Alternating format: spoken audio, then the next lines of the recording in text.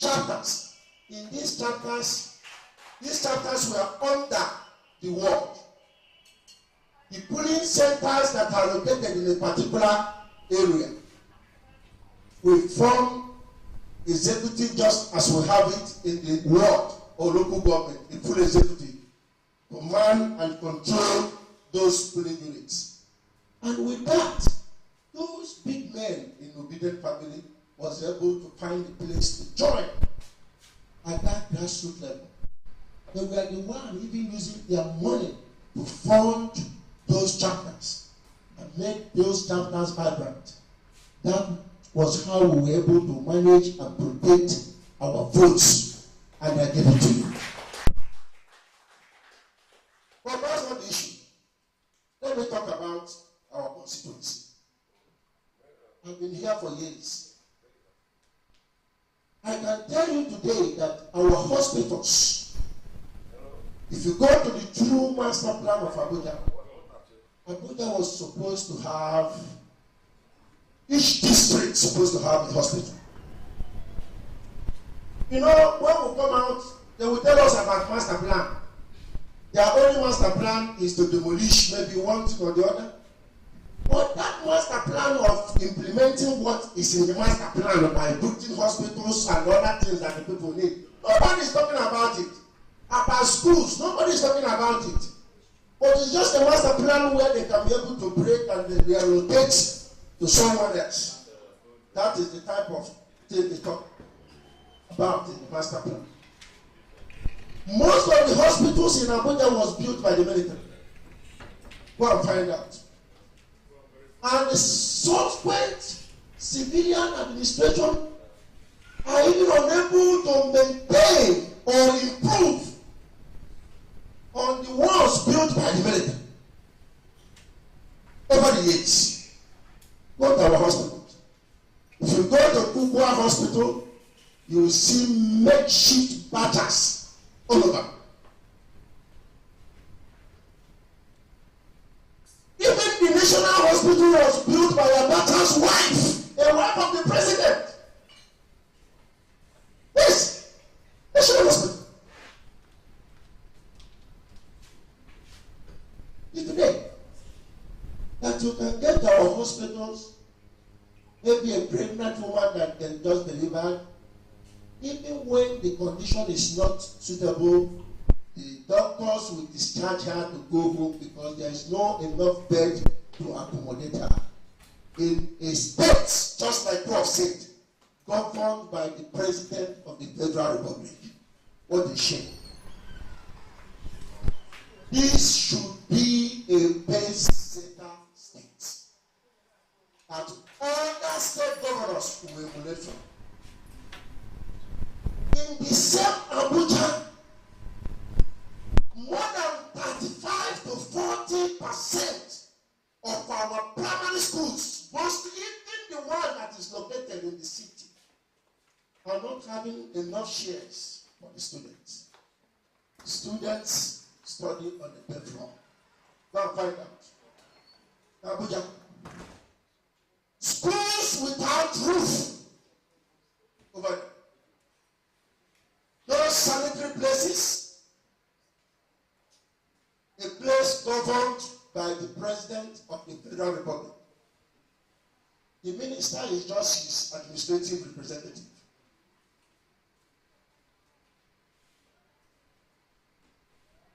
In Abuja, development were concentrated in the city. The satellite towns that we have within us and our rural communities are not paid attention to. It's human beings like me and you that are living in those communities. No road, no water, no good schools, nothing. When people ask me what is it that Labour we could have done different if P2P today is the president of Nigeria, I will tell them this. The difference between what P2P would have done is that in Nigeria today, I have opportunity to be in an ad hoc committee that investigated Nigerian Sovereign Fund, that managed the funding of Second Niger Bridge. 2.4 kilometers was built with 17 point something billion. 2.4 kilometers of road. But I can tell you, to the standard of that road, even at 400 million, you will still have a kilometer of road. And if you divide that 17 point something billion, do you know how many kilometers of road that you have?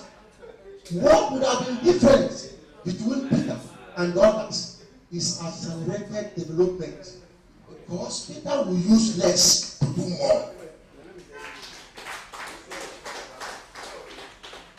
What would have been the difference? Nothing or that. Sincerity would have come back into governance. So, in Abuja, we have issue of health, education. You can imagine, during that campaign, I went to a ward called Kawu. When I got to Kawu town, this primary school located in Kawu have 600 and something children, 9 teachers. And the day I came to that school, I only met 5. Among that 5, one of them was backing a child. So automatically it's -1. Then tell me, what will be the future of these 620 pupils in that primary school? No future for them. A state governed by the president of the federal government. So with that, I want to tell you people, we know the problem of Abuja. Abuja, as a federal capital city, have no transportation policy. A city like this is not organized, and it has no proper system. With all the billions spent in Abuja, a shame for the years. Again, Abuja civil service was nowhere to be found. It's matched up with the federal civil service. When I did, I wrote about it to the head of service.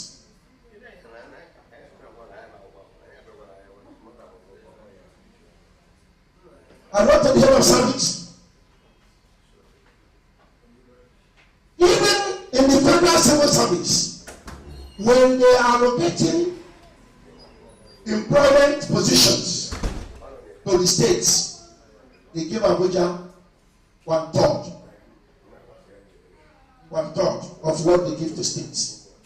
But Abuja is a mini Nigeria. Abuja is where all other states converge. So if there is any state to have more, it will be Abuja. Because in Abuja, somebody from Akwa can get employment. Somebody from Anambra, somebody from Adamawa can get employment. So Abuja should have more, but they give Abuja less. But because of that letter and that fight, just 2 days ago,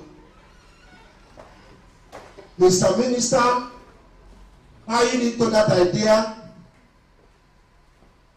got approval from the president, and today Abuja have its own civil service commission.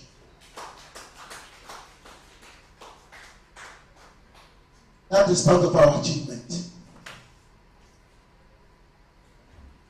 And that will help to have a civil service which is focused here in Abuja, that are more productive. Then talk about the transportation sector in Abuja. Just imagine, do you know that what it took the federal government of Nigeria to build the railway from here to Kaduna? I'm not against it. We need to have things like that. If half of it is invested from Maraba to the city, the amount of money the Abuja Kaduna rail line is making in 1 month can be made in 2 days. We have more than 200,000 to 300,000 people coming in from that route into Abuja at 200 naira per day. Transit for 1 month and transit for one day and get it to 1 month. You can understand what I'm talking about. Buhari owed all the money he borrowed. All the presidential candidates of different political parties agreed on one thing, that removal of subsidy is the way to go, including our own principal. Know it. But for us to do that, there are some certain things that we have to do, some certain foundation that we have to lay to cushion the effect of what that subsidy will bring. Imagine today if we have a monorail from Maraba to the city, from Suleja here, and we talk about subsidy. When people can buy a monthly pass to use the tram and use the buses, they will not feel the crunch of this subsidy like we are feeling it now. I feel bad when I'm going back sometimes from work. I see well-dressed men in their suit. When you talk about this type of people, I'm talking about the middle class, the supposedly middle class, climbing the back of pickup truck because he can no longer afford to fuel his car to come from the suburb. From the suburb of 30 minutes drive, he cannot afford it. A country where we have, so your minimum wage is 30,000. There are 30,000 to go to and fro. They spend about 2,000 a day. So your minimum wage can only take you for 2 weeks as transport, not other things that you need to do. It's the next thing that Labour would have done that is different is this. In fighting corruption, it's not we going around and using the FCC to be chasing people. Labour would have fought corruption with infrastructure. Because, put money there. Somebody can leave the city if it's expensive. Instead of paying 2 million here, you can go to Super and get yourself a house. In the morning, you use your bus pass and use the train or the bus to come to the city. That young man that had something to do in the city, maybe they're supposed to be paying him 60,000 or 40,000, can buy a bus pass for 15,000, and he can plan with it and say, okay, I can use 10,000 to feed myself, 15,000 for bus pass, and I can save 15,000 for myself. But you cannot plan today. You go out there to join the bus, they collect 1,000 from you today, tomorrow they collect 1,500, next tomorrow they collect 2,000, so you cannot plan. But you can leave this town and live there and pay maybe 300,000 for a flat. If that happens, assuming you're a civil servant, if you know that you are going to pay 200,000, 2 million naira to rent a house, and probably because there is no school maybe 500,000 for your child to go to a primary school nearby that is a private school. I tell you, any money that passes your table, you will take it. It doesn't matter if you're a good person or a bad person, because you have to be under a roof and your children have to go to school. So, had it been that we put these things in place, the level of our quest for corruption as a people will come down. But we don't have it. So how do we fight corruption? And you look at that man that is beside you, that is working, he's making a lot of money. And you must get your own, no matter how it comes. So, my people, I want you to know that on the issue of the civil service we have started, on the issue of transportation, the minister is now reworking it, and we will be backing it up with every legislation needed to make it work. Then comes to health. In the past, they will do budget and just lump money into health sector without pointing out clearly what are going to be done. So somebody can decide to buy mosquito net with the money that is in health. Somebody can decide to only paint hospital walls with all the money. But this time around, we must carry out our oversight function by making sure that this project is started to a thing that we can see that is visible, so that tomorrow, when we go out there to say, vote for us again, you people can be proud that during this time that we will be able to point at things that we have done as a result of our own oversight functions, knowing that we are not members of the executive. We are just in the legislative side. Let me now come back to politics. I can tell you that even 2027 election has started now. But some of us here are still talking about 2023. That's why some people were brought here to man the affairs of the administrative structure in Abuja. Labour Party is at risk. If we don't come together as a family, if some of us who believe that they are obedient but they are not Labour Party, you cannot run election on obedient platform. You can only run election as a member of Labour Party. That's why I started by saying you cannot separate obedience from Labour Party or separate Labour Party from obedience. So my fellow obedience, my coming here tonight is one, to thank you and appreciate you. And two, to give you a little insight of where we are and what we're trying to do. And finally tell you that we have to come together. I want to see these heavy men and women here involving themselves into the party structure and playing the politics of the party. It's LP that will make us survive this. Buhari ran election 3 times. Obi ran once and produced 35 members of the lower parliament and about almost 9 senators.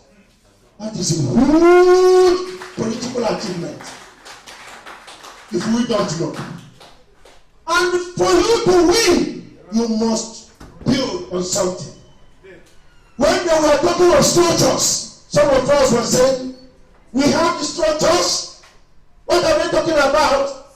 Even our principal will say, the market women are his structures. The students are his structures. But let me tell you, the truth remains. What they were pointing at is party structure. They were pointing at party structure, but we are getting it wrong. Without this party structure, you cannot win an election.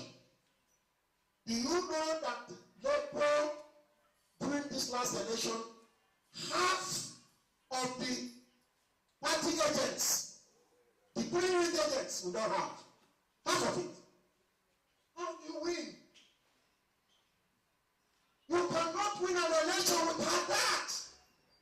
No matter how good you are, go out there, talk about plans, how you will do it, change Nigeria, and you don't have this structure, you will continue to lose the election. Obedient family, come to Labour.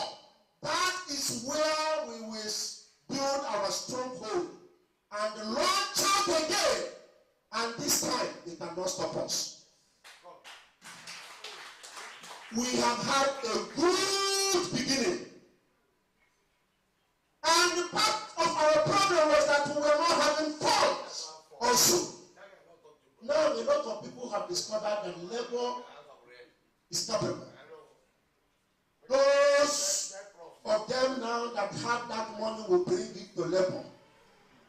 And the Labour will build a better grassroots ready for future elections.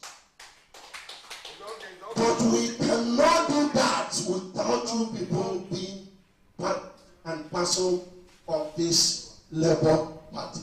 So I beseech you this evening. I beg you in the name of Almighty God.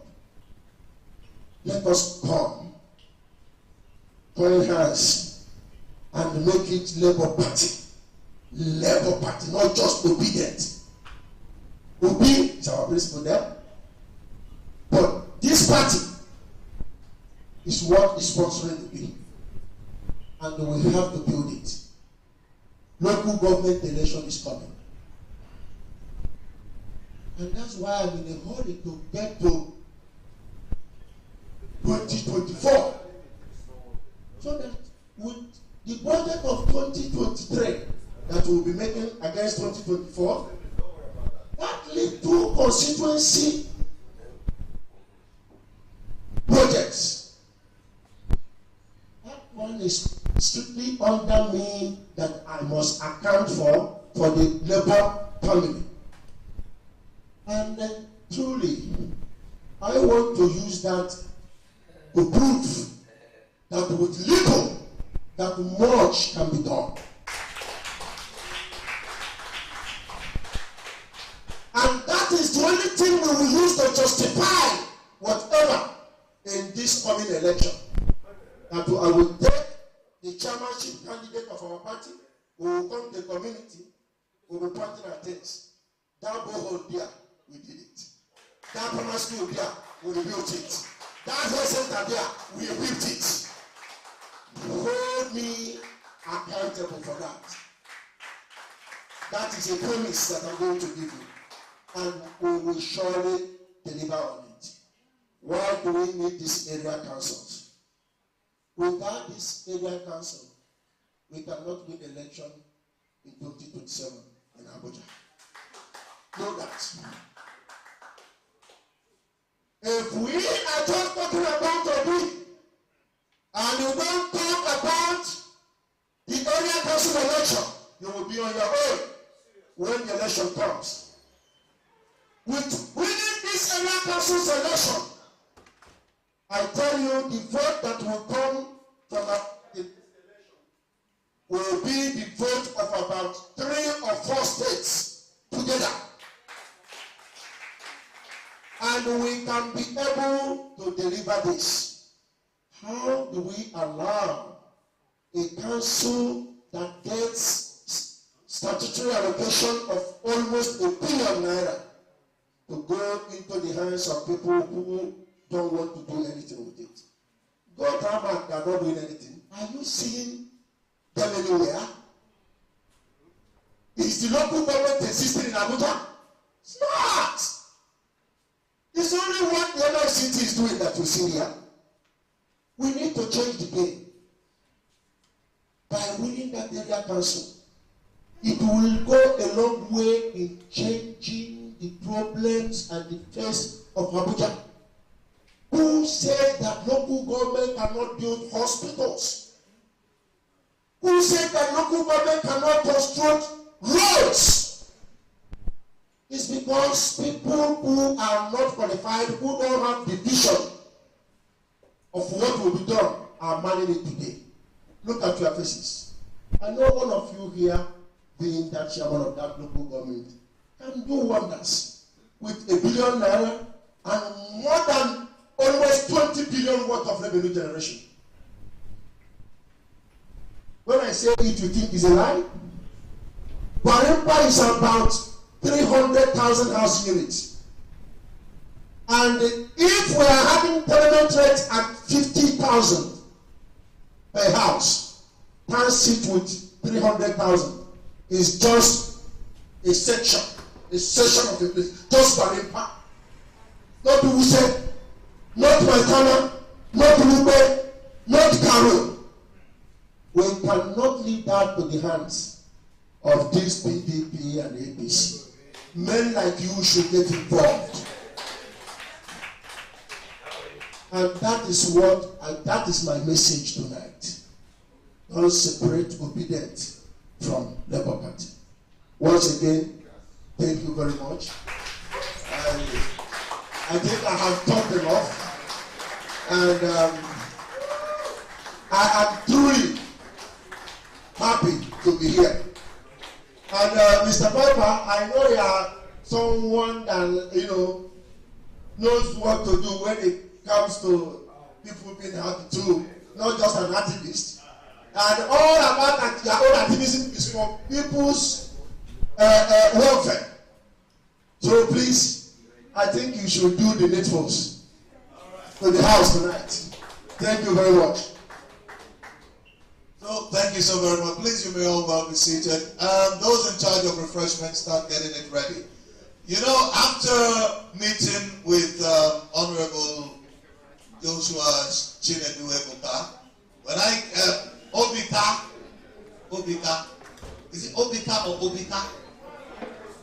Hi, Obikaranka. Hi. When I came to Prof and when I was singing your praises, Prof asked me, how much did he give you?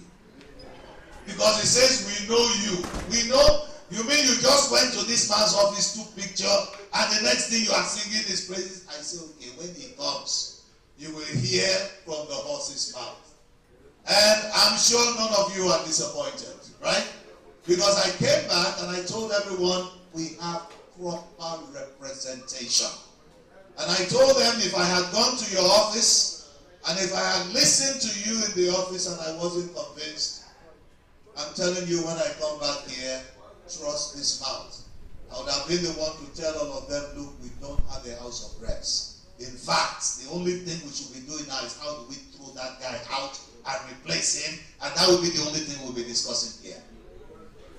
But you can see today that we have someone to represent us. And I'm sure that my friend Peter is even surprised.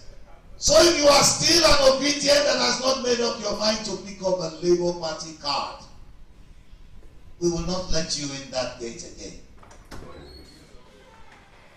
You will see when it starts. I mean, no, Sarah, are you not surprised I am talking like this? No, because they know that I'm the one who keeps saying, we obedience are not Labour Party and we are not going to take the card. Yes, and I'm the leader of that group. So now when we start saying, no, when we say, listen, I need you to get ready, nothing less than 35,000 pounds. Ready. Because when the obedience wants to join, we will join us. So don't expect it's going to be a large gathering. We have to break it down to different places. And just before we continue, some people came here with the special gifts for the Honorable. And as we're doing questions and answers, the refreshment will be served. But please, I'll hand over to this gentleman. They have something to honor the Honorable with. Thank you very much. Good evening, ladies and gentlemen. My name is Coach status, and I'm the project manager for Top Lives Marketing International Award of Excellence. Our head office is based in USA, Texas. Branch office here in Abuja. In August 56, to be precise, we had our 11th edition, where we honor deserving personalities who have really done well in their own space and giving back to the society that has also made them. And having followed him during the training period, he doesn't know me because I am silent mover. I don't make noise. And I've been with Mike since 2000 here in Abuja, being honors. And in my own little way, I contributed to the success that we all celebrate today in Abuja. And having said that, I said I wouldn't wait.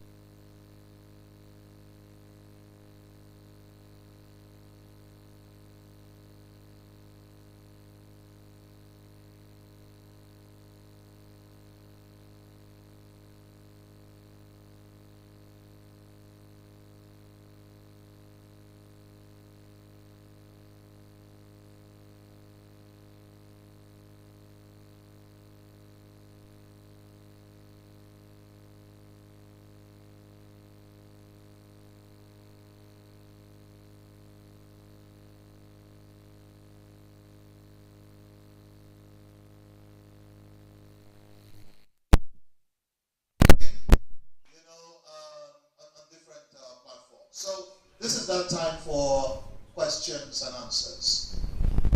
Ask question. Maybe we will ask questions. Questions. Okay, before we take questions and answers. Right now, Mr. Peter Ame is a member of the BOT. Hi, Chief Peter Ame. Anyone they call Peter, this is a Peter. This is a Peter. This is a Peter. In fact. Good evening, Honorable. Honorable Chairman of FCT, member representing AMAC, Buhari Federal Constituency, Professor Okubia, Peter Piper, and all the others that are in the house. For me, I don't think I can say much about the Labour Party. Because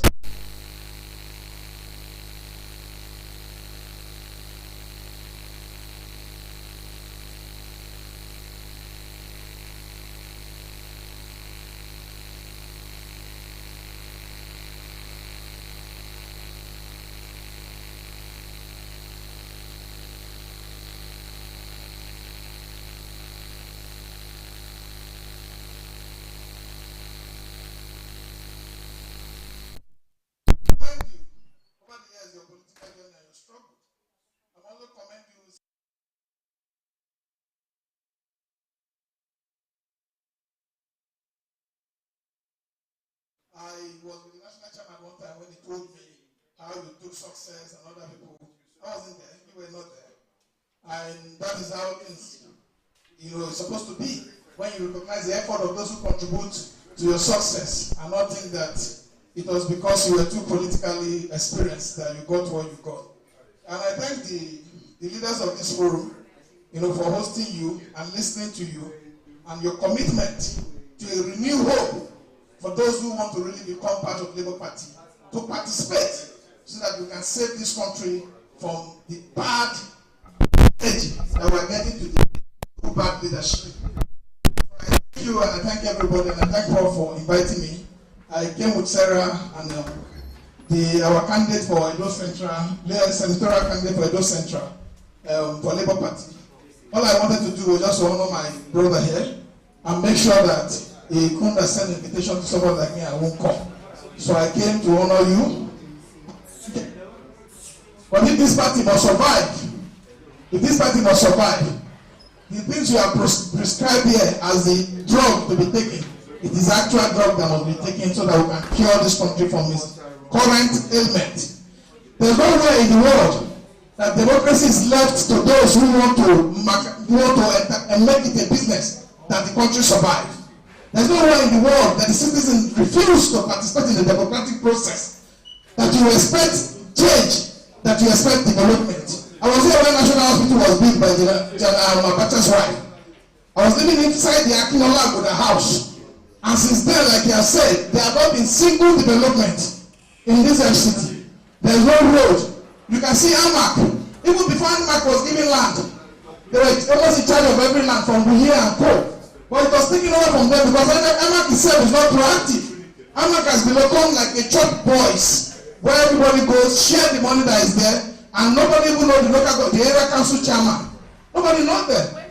Because everyone who is interested in you knowing them, they think that every time they can come, rig election and put them in place. We want now to include the leadership of Honorable to stop these people in their tracks and put a new leadership that will be represented by young people. Follow his leadership, follow his mentorship, follow his courage, and follow his determination to bring true democratic dividends to our people. For what he has said, I leave here with a renewed hope that the FCT will no longer be the same again in 4 years' time. Thank you very much. Honorable Barry, I saw you hiding in that corner. Thank you very much, everybody. Barry. Thank you, Honorable. We came to honor you through our brother here, but because we have another engagement, so we have to say something to thank you. The rest about me, I leave it to Chairman Peter to say. It is wrong to speak about oneself.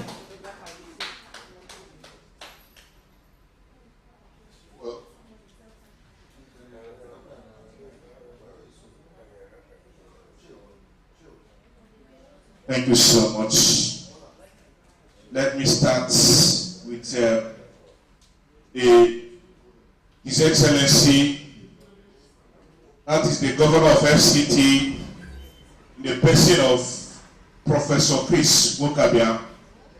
Thank you for making this gathering possible this evening.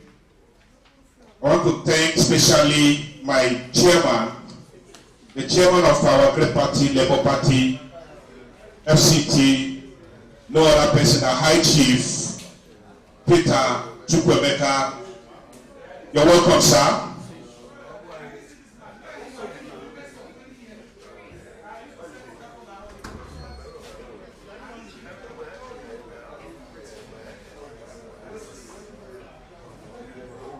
Thank you, sir. You're honorable, sir. I think out of everybody that have come to welcome this occasion and in this gathering, I'm the most happiest person here, and one may not know why I'm the most happiest person. I'm the most happiest person because my boss here sitting right by your left can be a witness. Opposite our party who slept on the Thursday night, if I'm not mistaken, on the 24th night. We were waiting and waiting and waiting before we were there to daybreak. I left, because of the curfew, I had issues with police around 4:35 a.m. going back, to do what I know how to do better, to represent my ward and all that. And throughout that 25th to 26th, I was on the road. That is the day I know how porous the security of FCT was. And I remember there were some incidents that happened. I called you on phone, and you say I should not worry, that God has taken charge and the election is being won. So, having said that, I want to say something. This goes to the executive and to you, because you are the leader of this party, you and Kigibe, currently in FCT, with the help of our leader here, Biro, that there is no difference between the Labour Party and the Obedience family. The only difference is that the Labour Party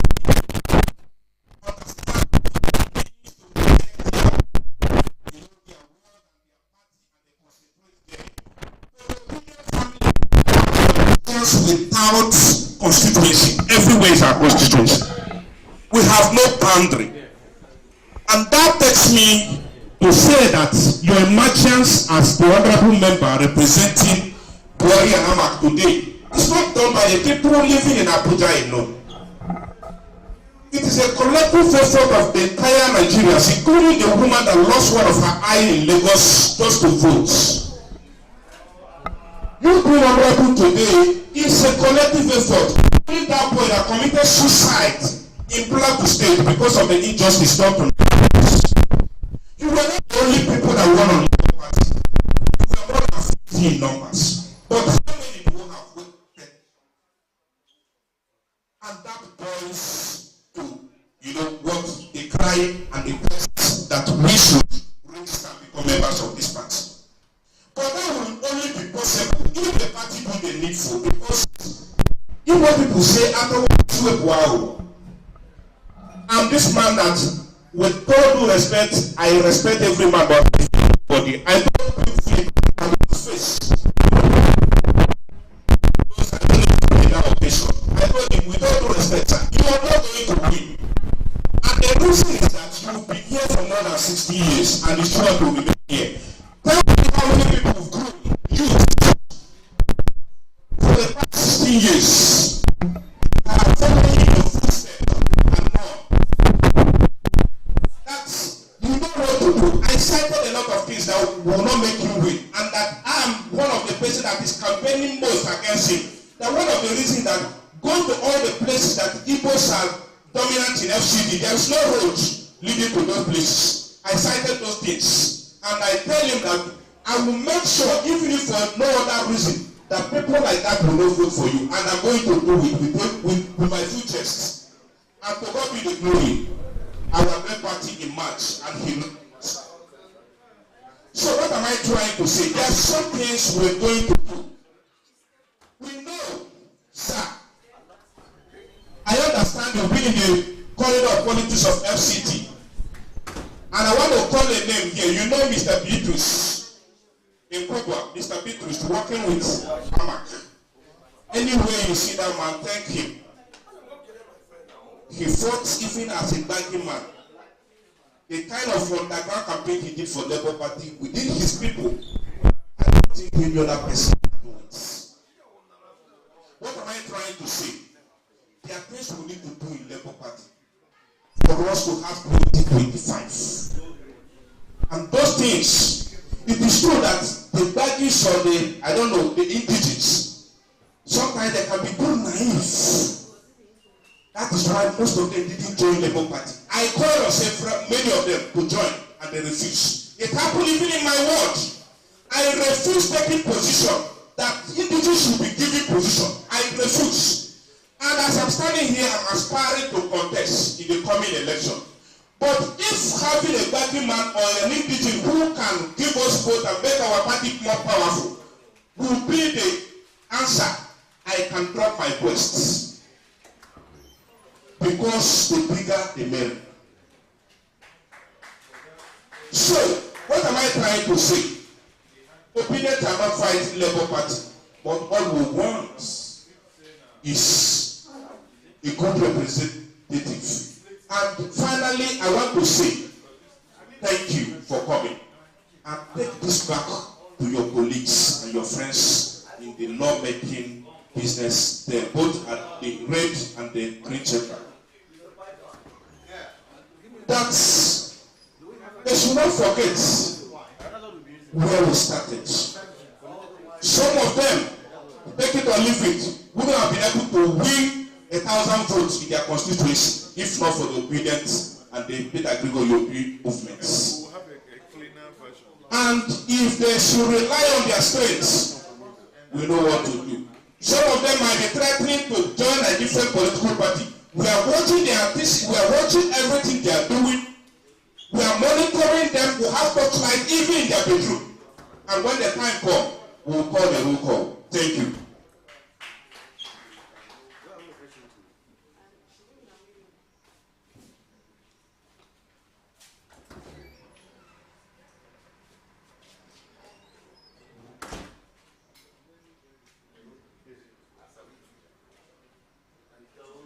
Good evening, ladies and gentlemen.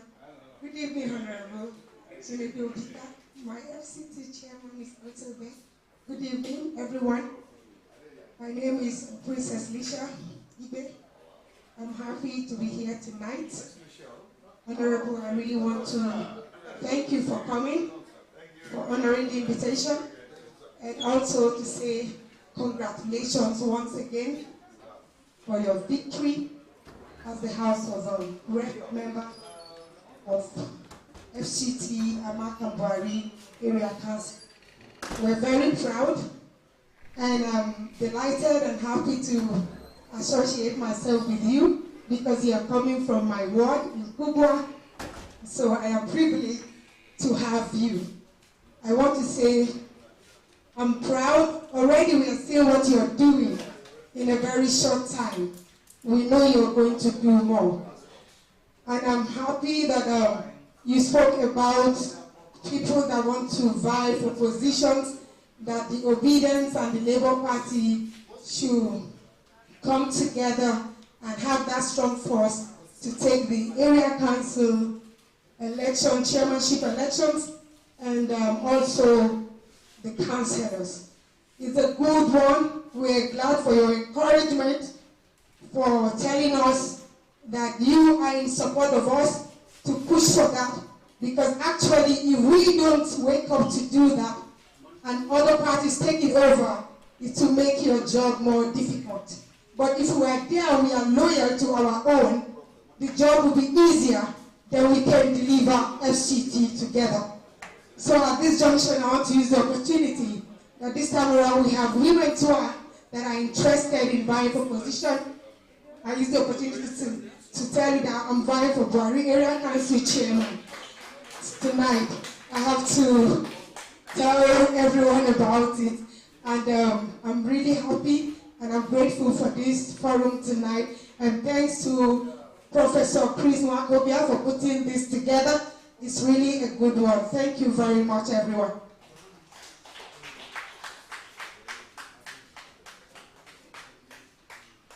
Good evening, ladies and gentlemen. It's I cannot apologize for my height. I love my stature so much, and I believe that men of small stature, they have effected greater change than men of bigger stature. Okay, I don't know the protocols that have been laid down, so all protocols duly observed, but I would just like to thank Professor Chris. I intended to run for the office of Governor of Abuja, but immediately he declared interest. I have to bring down my own intention. Thank you so much, sir, for putting this together. And the honorable member, sir, thank you so much for coming. We appreciate. And chairman, the PRO, thank you so much. We really appreciate your presence. I see this gathering as more than just listening to the honorable member, but one of interacting with the constituents. Sorry, sir, when I'm done. Thank you. There's no problem. There's no problem. So I see it as one of interacting with constituents because we are all based in Abuja. For myself, I am under Kabusa Ward, and believe you me, I am happy that I am part of this movement. Because if I wasn't part of it, I don't know, I would have hid my face in shame. You know, I make no apology to say that I am an obedient. But I want to say something in reference to what you said. Number one is in relation to Labour Party and membership.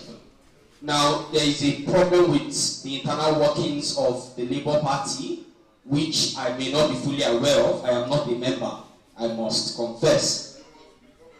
There's no problem, sir.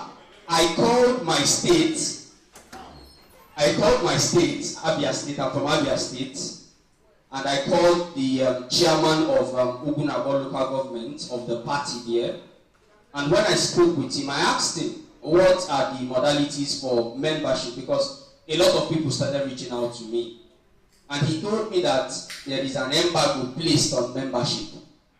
I was mad. The literal artist here talked about being mad.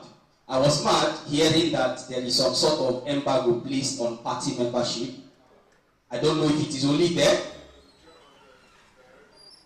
Of course. I am happy that he's here too. So I don't know why that is. I don't know if it is just in Abia State or in that particular local government due to one thing or the other.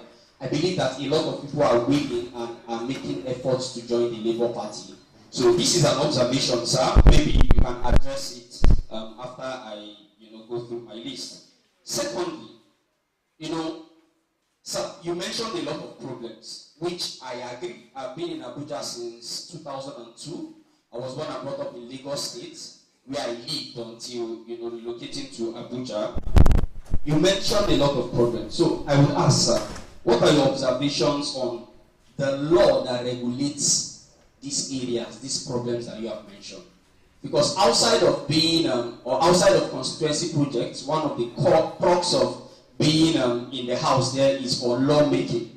So I don't know if you have checked out these laws that affect these areas and see how we can work on them to see that the people of Abuja, your constituents, enjoy them. Then finally, laws and policies are what actually drive social change. Laws and policies drive social change.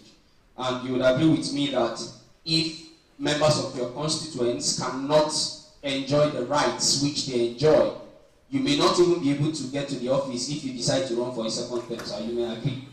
Because if people do not enjoy the rights to move out on the street, to air their views, to hold opinions in persons and in group, just like obedience hold their views as a group, if these rights are not there, there will be a problem. So to that effect, sir, I am making a passionate appeal. I wrote a letter to Senator Ireti Kingibe. I think that was on 6th of October. I believe that she has received my letter. I'll be waiting to see if there will be feedback regarding it. So while I was preparing your own letter, sir, it is beautiful that I've seen you here. Before I make it more official, I'll make that passionate appeal now. Sir, there is a law called the Public Order Act, which was enacted by a decree in 1979. And you would agree with me that a decree that was enacted by the military does not, in the real sense of it, favor a democratic, enterprise or a democratic regime.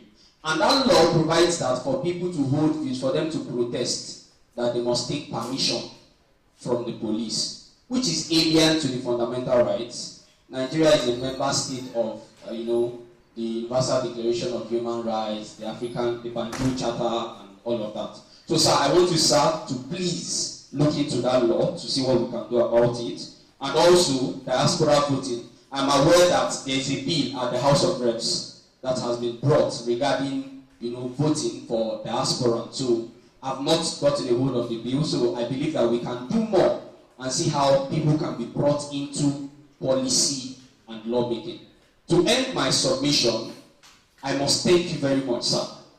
The greatest of all politicians are those who present themselves to be criticized by the people. I feel that that is the greatest of all, or representative of the people. So for you to come here, you are ready to accept what the people are going to say, and take it back home to work. So thank you, sir, for being here. Thank you, Prof, for putting this up, and thank you for inviting me also. I really appreciate. And to everybody here who have been a member of the Obedience Movement, we are all brothers in arms. And like I always like to say, we will always win our battles on different fronts. Why Dr. Barry is fighting on the aggressive front, others are fighting on the very calm front, and others are fronts and different fronts. So I want to say thank you to each and every one of you. God bless you and enjoy yourself tonight. You did ask some questions, and I think one of the questions is whether there is an embargo on membership of the Labour Party. Please, Mr. Chairman, address that. That is a very wrong information. There is no embargo on membership cards. Even we had a strategic meeting at the FCT level. We are even trying to solicit from our aspirants to come and pay for membership cards so that we can go to the wards and give it to them. Membership is open. We have a very elaborate register where we are registering people. Even when you go there and there's no membership card, try to put your name in the membership register. There is a difference between don't go to the national and carry membership card and stuff into your pocket. There's a difference that you are a card carrying member and a registered member of the political party. You might be a card carrying member of the party, but you are not registered in your ward. And that has already thrown you off. Like some of us here who wants to run for the election. The first thing you have to do is go to your ward and register. You have to make sure that your name is in your register. Even if you don't have the membership card, we can be part of if the membership cards are scarce. And anytime there's membership card, they will call you, put it alongside your name, and ask you to come and take the membership card. But first of all, go and get registered. Let your name be in the register. Put down your phone number there, so that when the membership card comes, they will call you to come and pick it. Don't go and run election without putting your name in your register. Thank you. All right, so the chairman has explained the difference between card-carrying members and registered members. So some of you card-carrying members who have been insulting we obedience, they are not. You will be very, very surprised now that some of us are going to kick you out of the place because you are just a card-carrying member and you are not even a registered member. You have a question?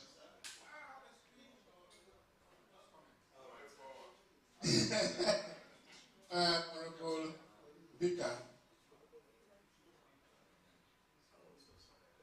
good evening, everybody. All protocols of time. My name is Professor Chinedu Obika. I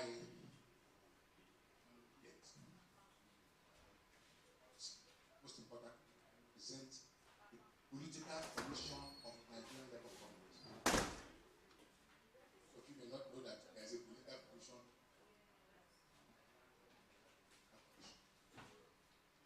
Just there. Representation.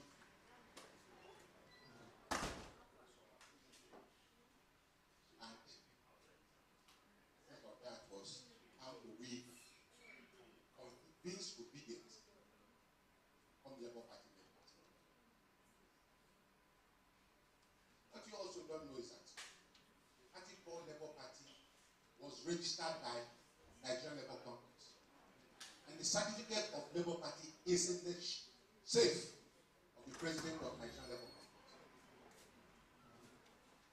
Even though we cannot contest election, but the law says we can belong to a party.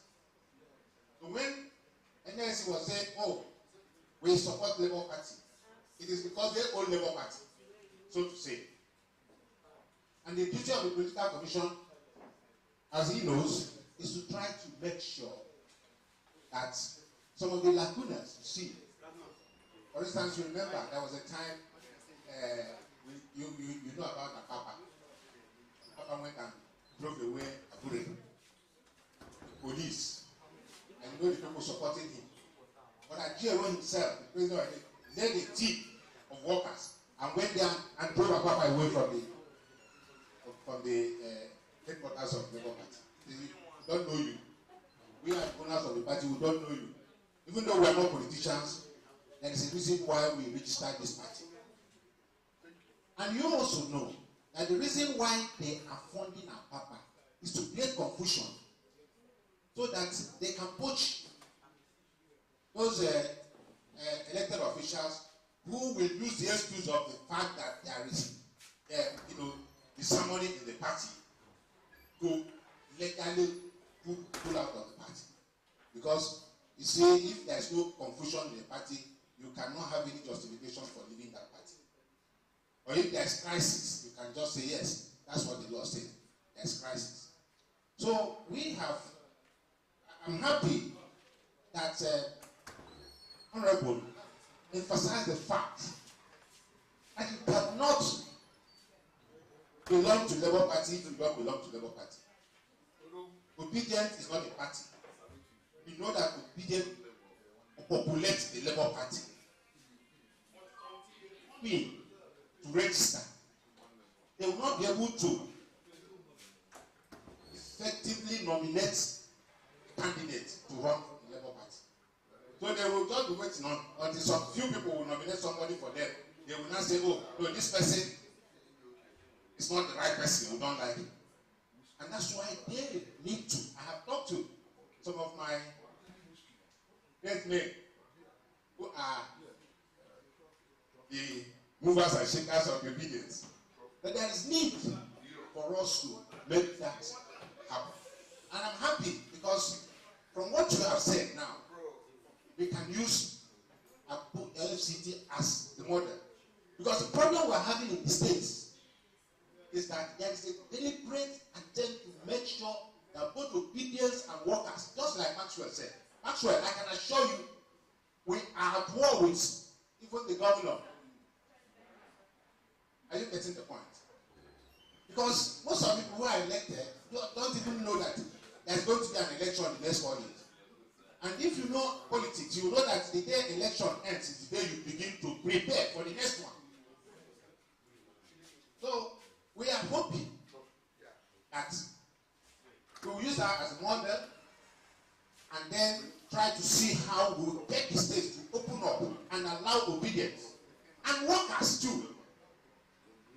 Because who are the workers? I mean, you know how many millions of workers that come under NLC and TUC. If you don't allow them to register, and they are in every ward, in every village, there are teachers, there are nurses, there are local government workers, there are electricity workers, and all that. There are taxi drivers. So that's our problem now. We must bring in obedience to populate the Labour Party. We must bring in workers to populate the Labour Party. So I'm very happy that here and that we are all already on that movement. Yeah, thank you very much. God bless you.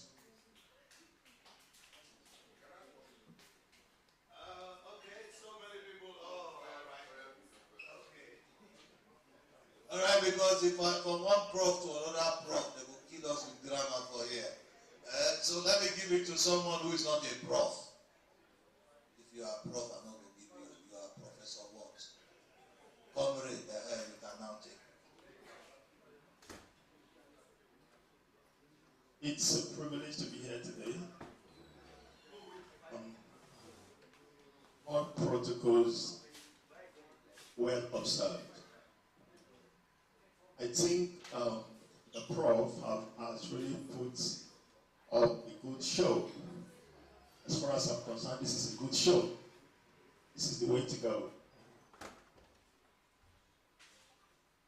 My joy today is that the obedient movement has come to stay. I used to tell people that there are things you call spirits. And the obedient movement is one of those things you call spirit.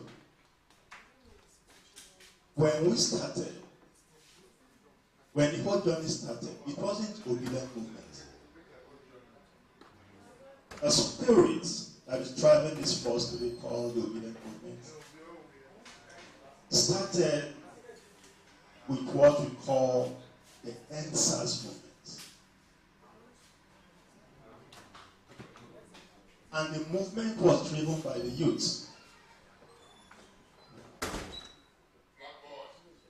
The youth were so angry, so to speak.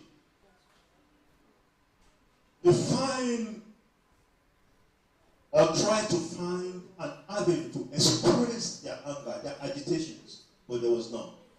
Until they found one in what we call SARS, a killing of youth by SARS. And then they capitalized on that. And then the end SARS movement started.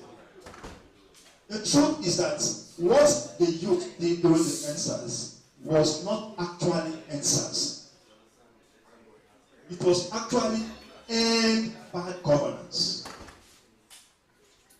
No wonder, even when the government came, it's okay, henceforth no more SARS will tell you as one of the agitations. The end SARS movement stopped. No, it didn't stop. It continued, and then we changed everything to end bad governance. We wouldn't have left the street.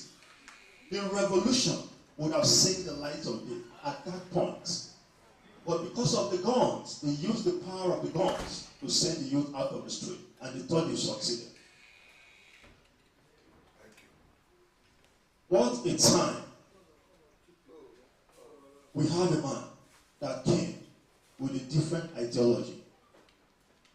And then the same youth took time to study and discover that what this man stands for is what we want.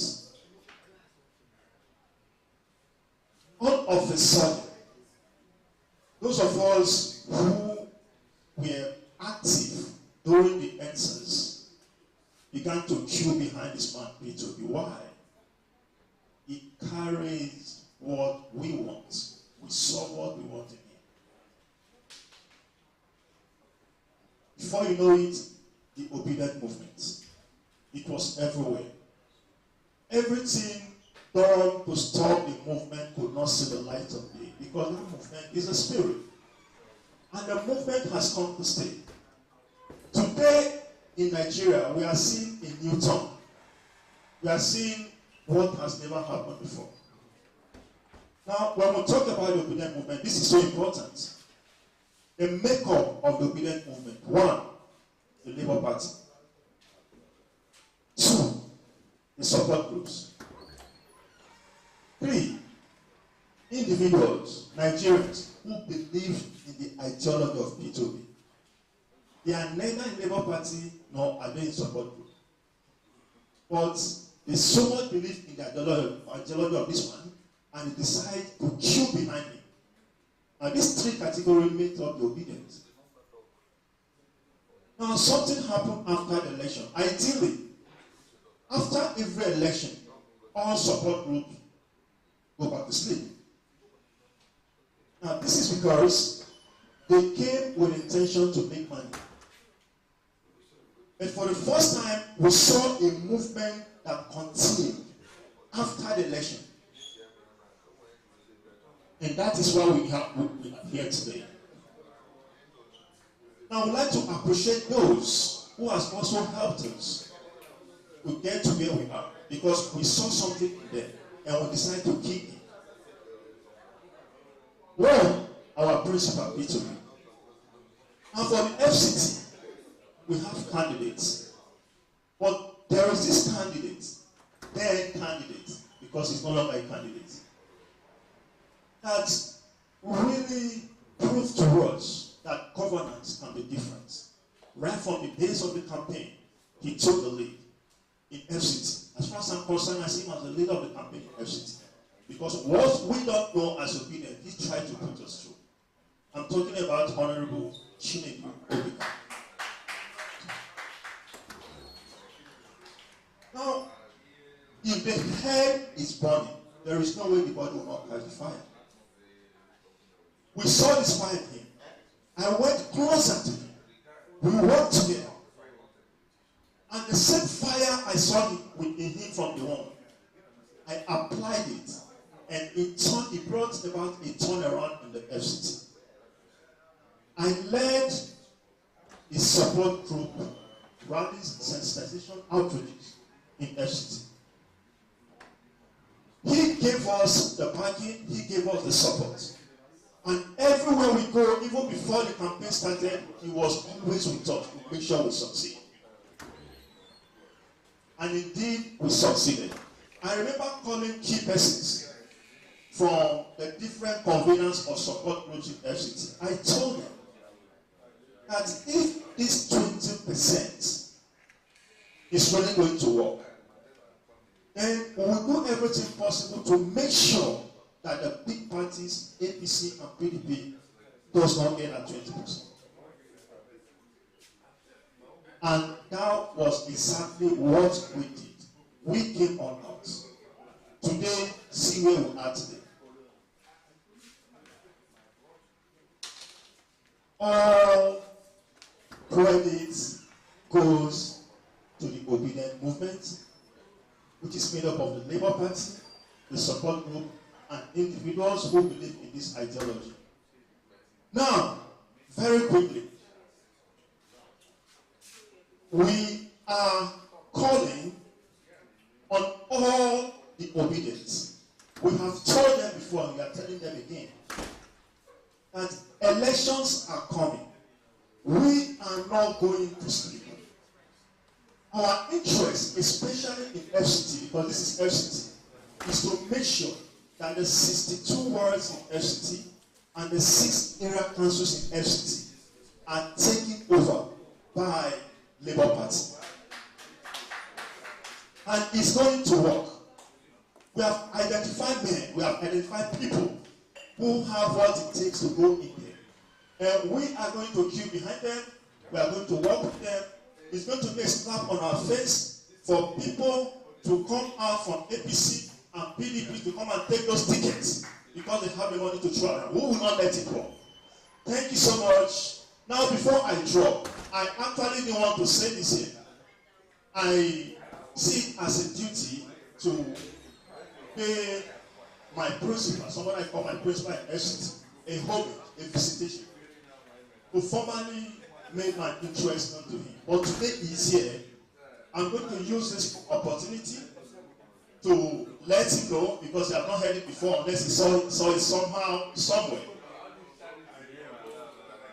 Okay. Should I stop that? Should I stop that? Okay. Okay. Thank you. Thank you. All right. They say a short speech should be like a lady's skirts, a mini skirts. It must be short enough, yet long enough to hide the subject matter. So, because the time is going now, so please, when you're making a short speech, let it be like a lady's skirts.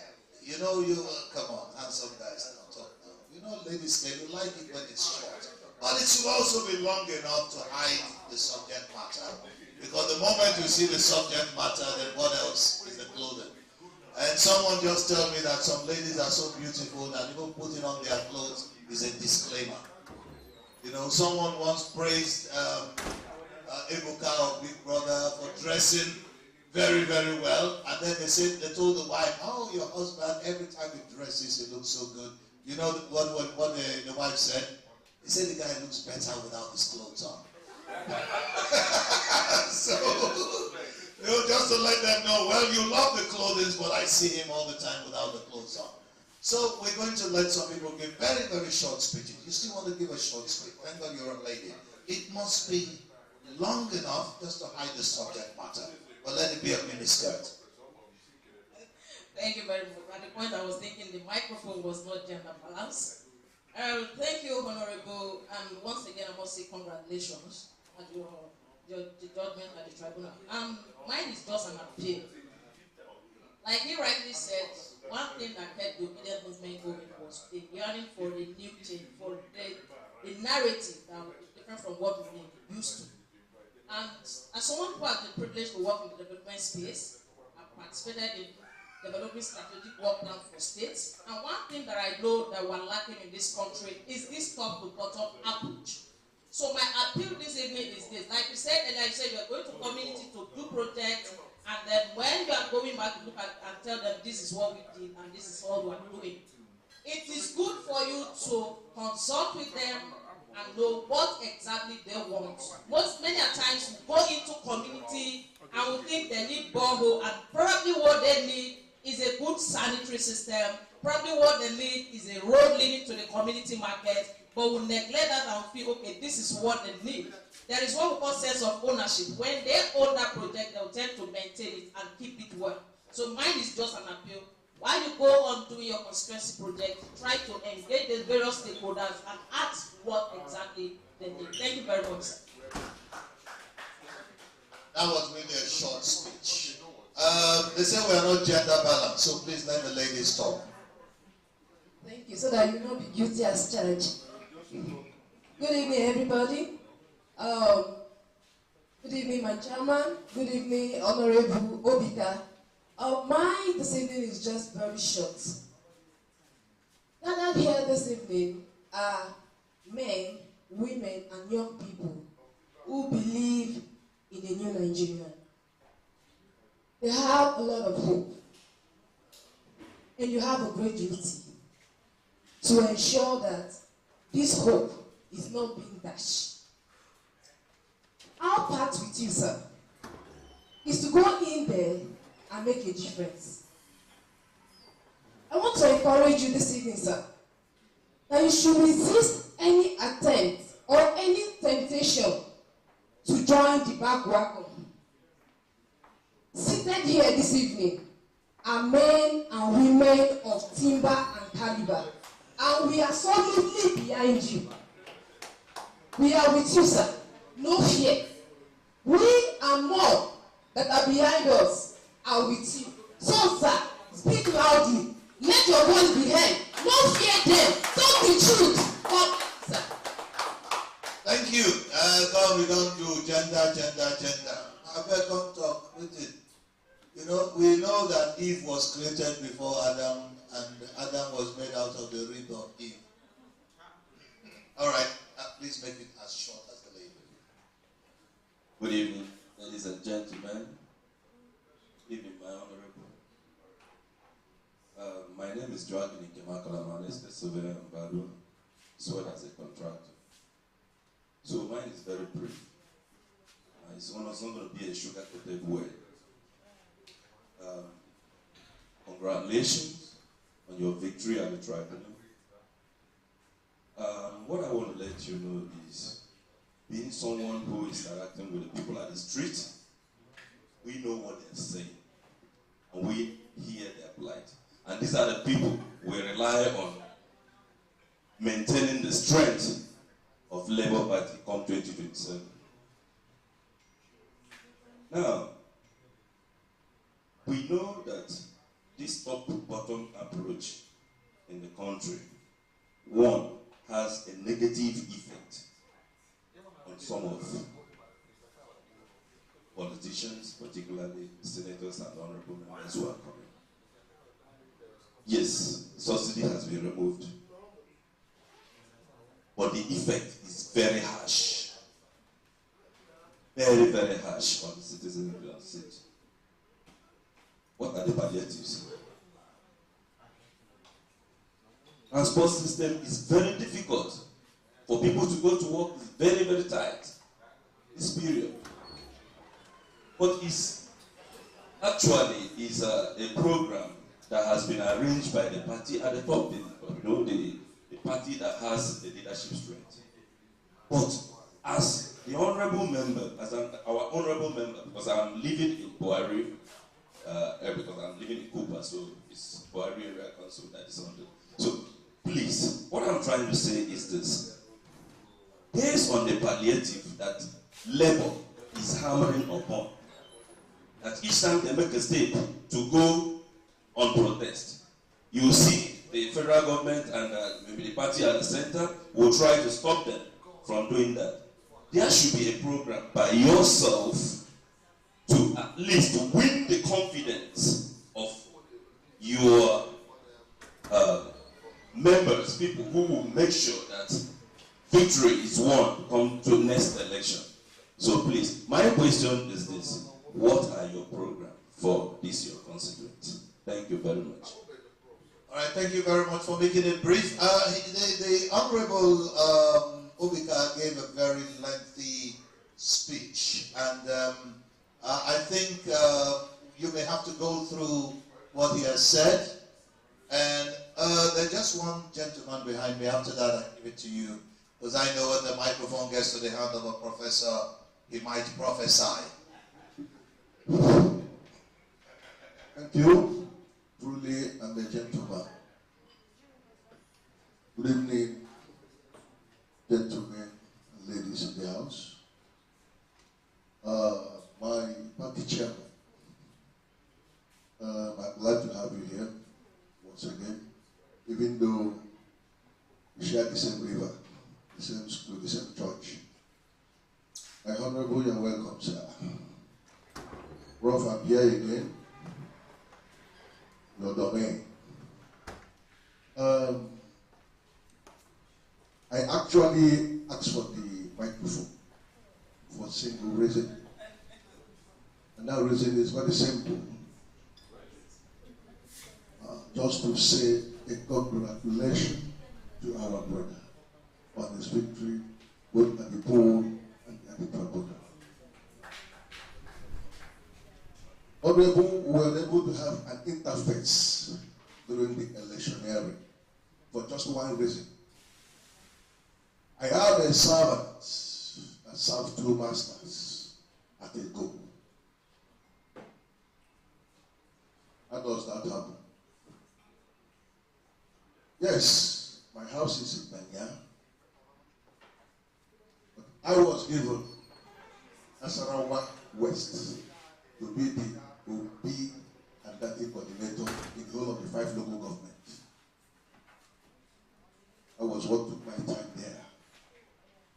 But you may ask, now that I'm in those 2 places, how do I cast my vote?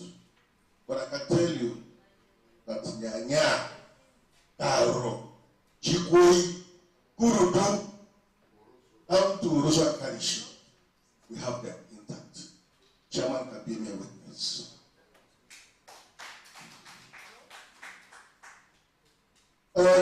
I never wanted to say anything, but I said, no, it's good I said something. Because in politics, as you are struggling to enter bus, a lot of people will be pushing you out. And while they are pushing you, try as much as you can to bring yourself in. If you don't bring yourself in, no one else will bring you in. In other words, it is a very good and nice opportunity having you tonight, because what we have done this evening is not everyone that do it. Because most times their thinking is once they have crossed the ladder, it's good the ladder breaks. They don't care. But in your own case, you have showcased a different style of leadership, which some of us will invite. On this note, I want to say a congratulations to you and more grace to you, Honorable. Thank you and God bless you. All right, thank you. I think, let me just give it to a professor. Because you see, English has root words. When you hear prof, that's where you have prophecy, you have prophesy, you have prove, you have prophets, you even have what other word begin with P-R-O-F? Prof. So over to Professor Chris Wokobia. We have just elevated him, so just in case you don't know, go check the Twitter space. He's the governor of Abuja, because since they told us that Abuja does not have any special status, we said, oh, is that so? Then which means we should have a governor. It's a mistake since not giving us a governorship election. So just sorry you didn't know, we conducted our governorship election some time ago here, and he won the election, so we are waiting for our own allocation. Over to the governor-elect of Abuja. It is my pleasure to have you all here. And interestingly, I listened to my brother, the Honorable. He did tell us quite a lot about his sojourn politically, which is impressive. You know, one beautiful thing about our country is the fact that when you hear some political stories, some they inspire your faith, whether those people on the other side like it or not, we're still one great country, one great people, and we can break our fault lines to forge a strong rainbow coalition of sorts. I believe in Nigeria, I still do. And stories like this, coming from a councillor to ultimately becoming a member of the House of Representatives. I'm talking about Abuja, like he was born here. It's impressive. But we didn't just call our brother here to hear beautiful stories. We called him here to share with him. And that's what we're doing. Impressively, he has told us things we don't know about Abuja, so we need to support him. We need to stand with him. We need to encourage him. Because if you truly want the medical facilities in Abuja, the hospitals like he's noted, you must be able to make him look behind and see a monument of humans who believe that things can work. And that's the philosophy of the obedient movement. You know, I heard my brother talk about how the NSAS protestation came about. Indeed, my own daughter was the one who handled the feeding of those who were involved in the NSAS protestation at the Lekki toll gate. I won't tell you how she survived the draconic shooting. I won't tell you.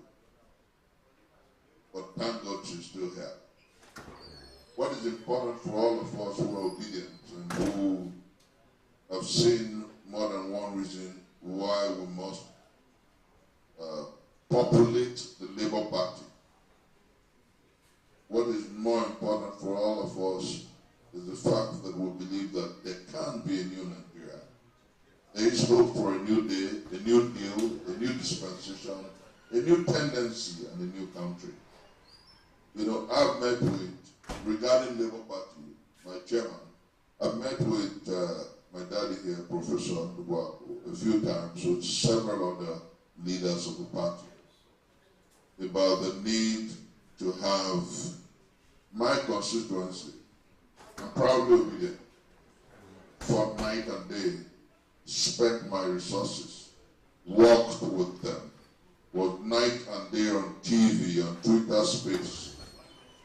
If I tell you how much we put into the Obi campaign, you will ask us whether we're breaking pipes. But the truth is that we're proud that we're able to make the impact that we made. We're proud that we have a honorable respect. I can look at the whole trajectory and say that I'm proud. After all, my House of Reps member is from Labour Party. After all, he calls himself obedient. After all, we didn't lose all out. After all, 25% of Abuja, no party could make it but Labour Party. So we didn't throw our money away in vain. We worked hard and we got strong score. But you know, interestingly, my honorable representative, and this is very important, that's why I asked for the mic. I've heard people talk about the need to take over the councils, and I think it's very important. I think it's extremely important. I've had people come to me to say, oh, I want to be area council chairman. I've had people come to me to say, oh, I want Buhari, oh, I want this, oh, I want that. And I think it's right. And I think that they need you. They need your counsel. They need your advice. They need your leadership. You know, I tell people that the failure, the problems we have with Nigeria is the failure of leadership, mentorship. They need you. You know this town. I heard you, I listened to you. Yes, they might need our endorsement, but they need your guidance. They need your leadership. They need your counsel. They may not need all the money from you, but they need guidance. And at some point when the primaries come, we will also come to you to ask you, who do you think can win of the several people who have consulted you? Because it is important. It's about winnability, it's about strategy. You know, it's not about someone who likes me or someone I like. It's about how we can take possession of the city, how we can take possession of where we live, and how we can rewrite the story. Let it be said that when the Labour Party was in charge of the FCT, things got better. And I think we can all do that. I think we must all do that. I think we should all do that. And I want to welcome you. This is your home. If I want to fight you, I'll fight you personally, privately. I won't fight you in public. You know, I have a Jewish orientation, and they tell you, brothers quarrel in the bedroom, they don't quarrel in public.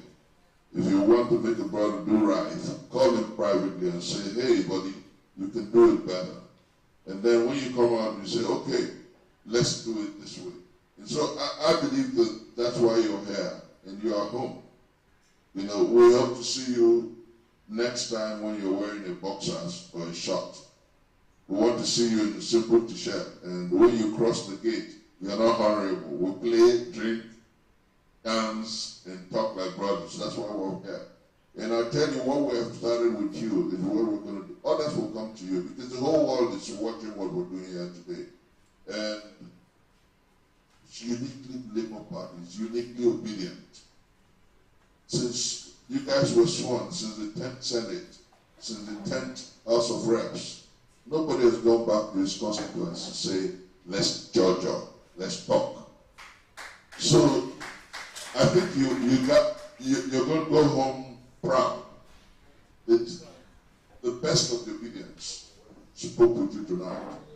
You know, I think we're going to do something unique because some people don't know that everybody that made the obedient movement tick. You had the name Green Pastures. Obika, you had the name Green Pastures. That's the boy here. He was everywhere. You know, he was even one of the media people who handled GRV's campaign in Lagos. That's Igwe DC, Wind of Change. This is, you know, Obika, Piper, you're disturbing us. We're talking, what's a convivial environment, friendly, relaxed. Let's play now. You know, that's in the media. Obika, you know him now. Our brother, in the media, he was everywhere, all over the world with Peter Gregory Obi. You know, transmitted even the judgment live to over 500,000 viewers around the world. That's what he's doing here today. We have brothers here, we have doctor. I want to see your hands in the air. Yeah, he's a medical doctor, an assistant director. I don't know why he's so proudly politicking. Opinions are mad people, you know. You know, Doctor, I salute you. Awesome. You know, the movie maker, Obi Osotule, you must have heard his name. Everybody knows my daddy. You know, and then there are wonderful people here. But what I want you to know is that through it all, we're going to come up victorious because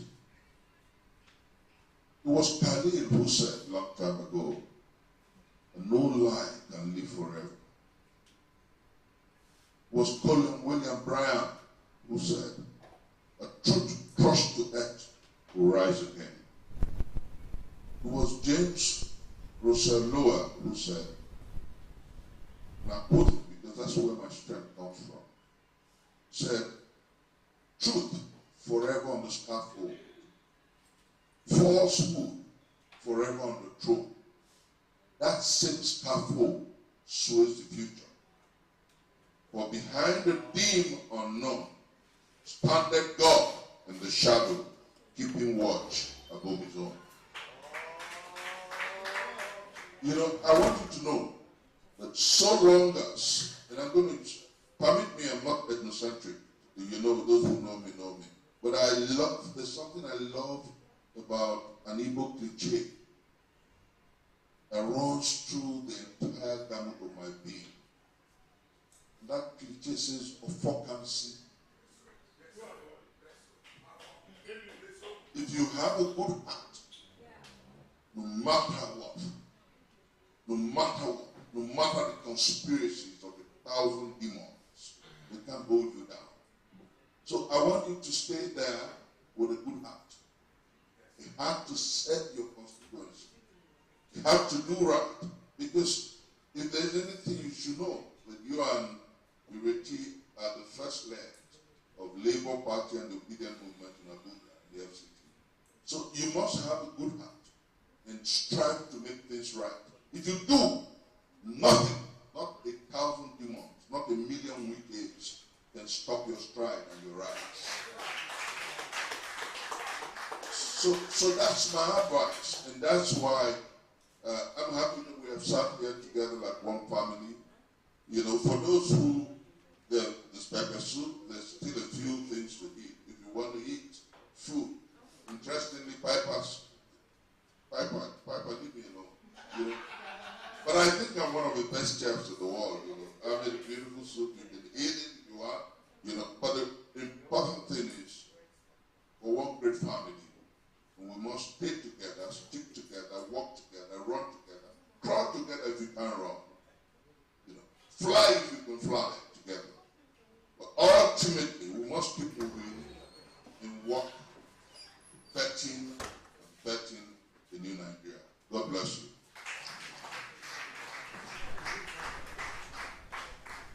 Well, at this stage, anything that has a beginning must have an end. We came, we saw, and we conquered. We have done a lot of talking, and we know that some people here come from a very far distance. And we just wanted to go over to the... Oh, without this flag boy... but no. Okay, all right. It is the one representing the flag. So let him speak on behalf of the flag. Good evening, distinguished ladies and gentlemen. Good evening, my Honorable Chinedu Obika. And there is something I really want to say here. And this thing has been disturbing me for a very long time. You know, I've been on the streets right from the days of campaign. We moved to the days of protests. What I want to say is this: I was sitting down here listening to everybody. Nobody went through that direction. And that was why I say that I should let the mic from me and say. Why I'm saying this is this. On the 6th of September, when the Court of Appeal passed their judgment, I came there, I met UC Masway. There were a few of us that were there that day who was expecting a very large number of obedience to be on the street that day. But I didn't see anyone apart from UC Masway and myself. So I told him that if Asari boys would come out beating their drums and everything with their charcoal and powder, the Nigerian police did nothing to them and the Nigerian army did nothing to them, then why won't we, as a citizen of this country, come out and speak and protest? Because it's our fundamental human right to protest.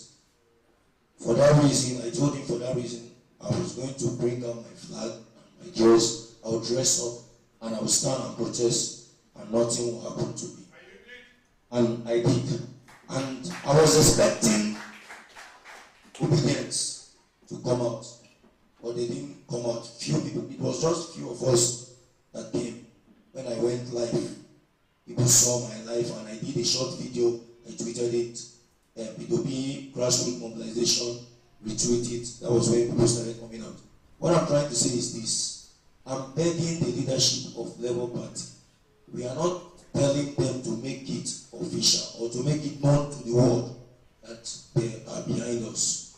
we need them to know that whenever we ask for protest or whenever we come out for protest, they should try their possible best to mobilize us. Because I was there. We were all there that day. The APC people, they came out with the big trucks, mobilizing people from every corner of Abuja. So their number outnumber us. It was at the end of the day, they were expecting to be given, I think, 2,000 or 3,000. At the end of the day, they left them stranded. They now came to us, telling us that the APC people picked them up. They told them that they were going to give them 2,000 or 3,000. They scammed them. But we are not asking for money. What we need is just transportation. Just give us that vehicle that will convert people. Me, I don't need transport. Me, I like at the trade. No place for Abuja where I never use the trade. So that's what I want to see. Yeah, thank you very much. Huh? All right, it's like this closing remark. All protocol duly observed. Actually, I didn't want to make comments, but I just want to use some of that thing. It's a happy purpose. We're kind of emotional about it. Every time I see it, it's a symbol. That passion, that love, our dear. The sacrifice is not in vain. Thank you very much. You finally have gotten me to speak. Flag Boy and Emmanuel, both of you have finally gotten me to speak. You know, I'm happy we are having this conversation. You know, I call it a conversation. It's a family interaction. We review what has happened, and we look at those that scaled the hurdle. One, like our good brother Obika did. Eventually, we may have Ireti also join us at some point to speak. And every other person, because it's a two-way communication. Listen, if you win an election and you do not go back to your constituents and speak with them,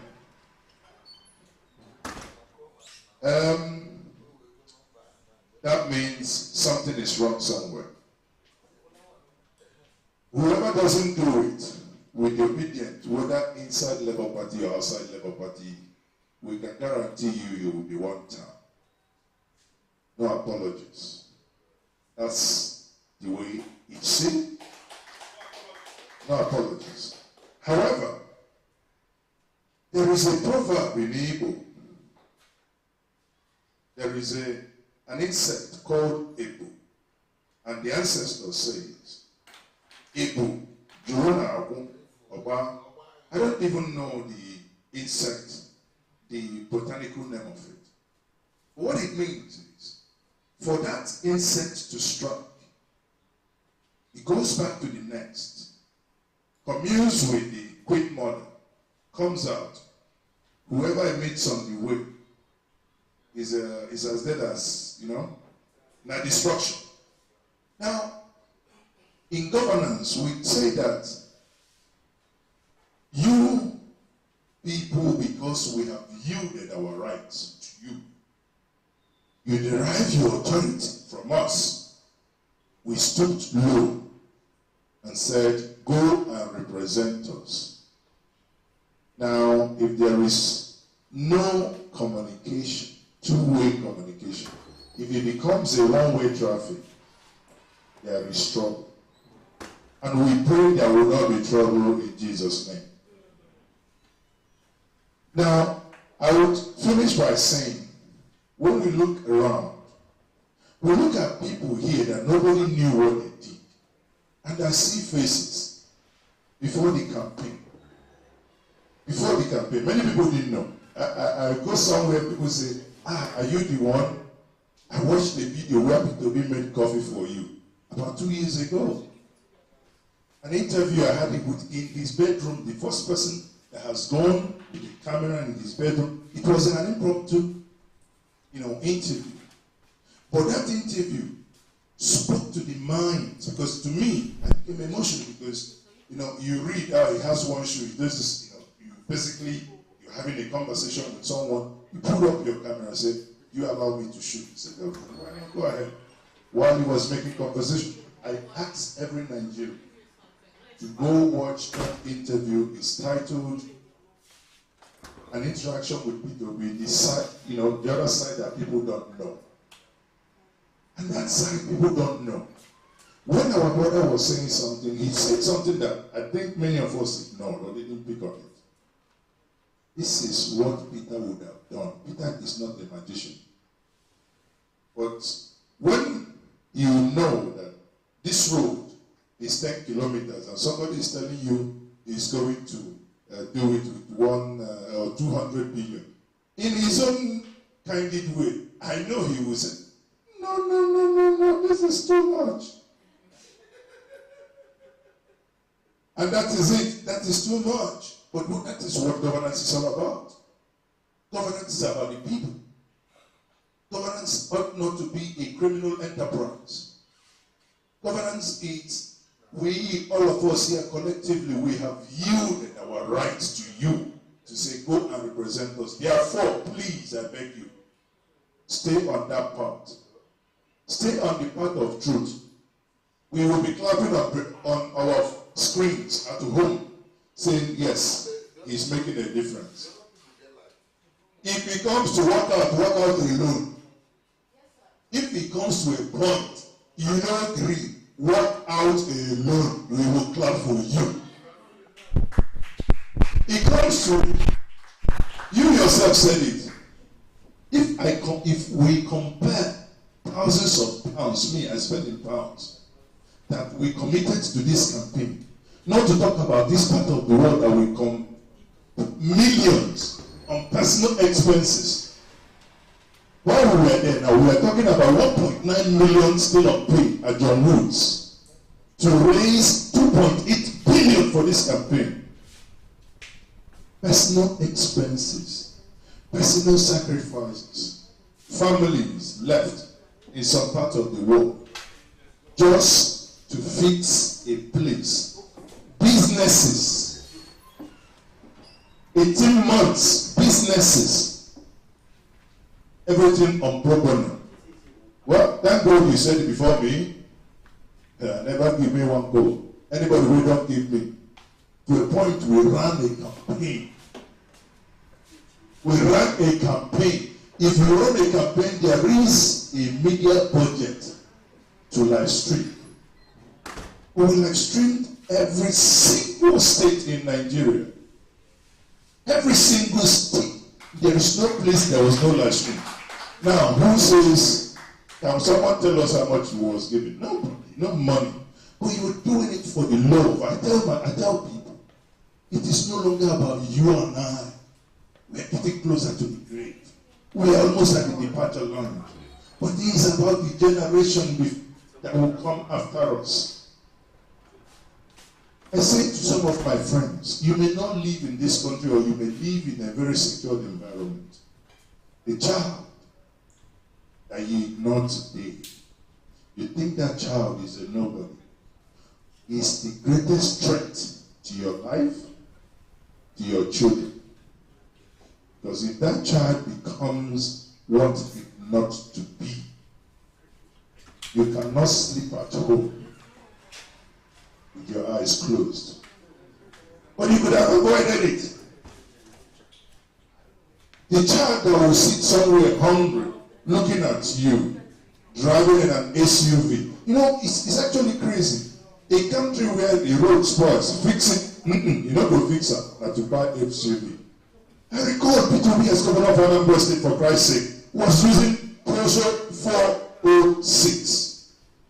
Today, everybody must use Lexus, so if it is no longer 470, it is 5, whatever they call it. In conclusion here, please, I say that my good brothers make me speak. A man that has made so much sacrifice, the flag boy.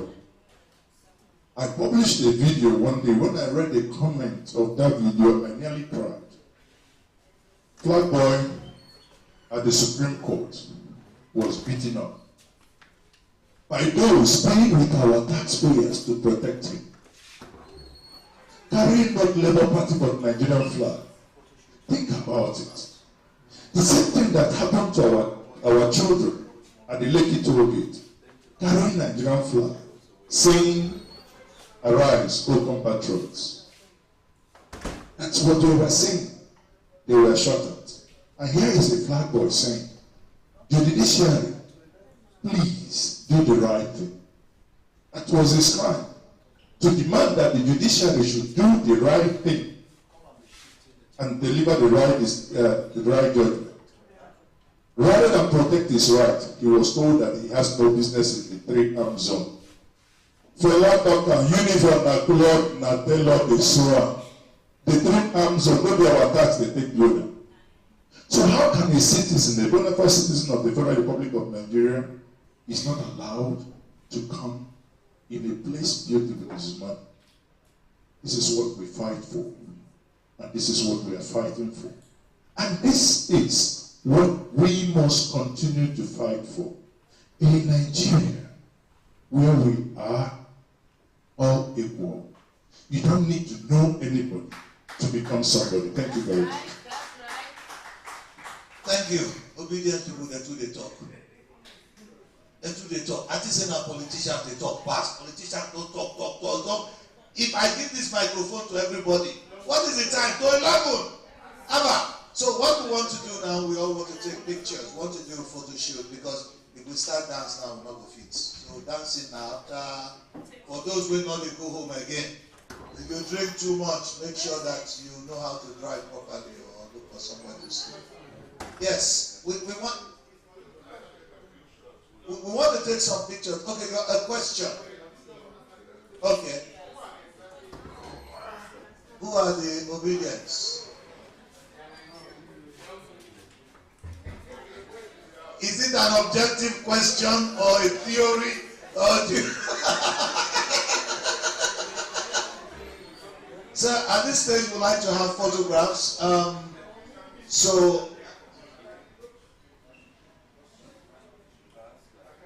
the alcohol is all a part of the picture. So let's just see if we can. No, there are lots of this. No, there's nothing wrong with drinking alcohol. Jesus turned water into wine. He was a good man. He didn't turn water into water. He turned it into wine. I know. So with the drinks on the table, if Jesus was here now, he'd provide more drinks. Jesus was in fire. Please, let's have pictures with our honorable. Where do we take? Because we have to take it batch by batch. So how do we do it?